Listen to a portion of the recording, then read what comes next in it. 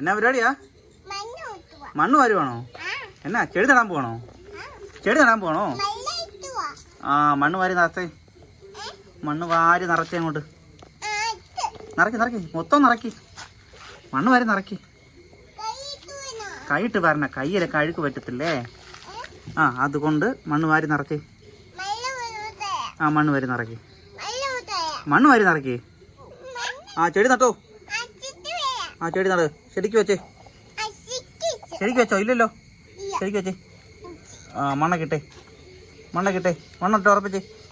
മണ്ണിട്ട് ഉറപ്പിച്ചോ? ഇനി വെള്ളം ഒഴിക്കണം.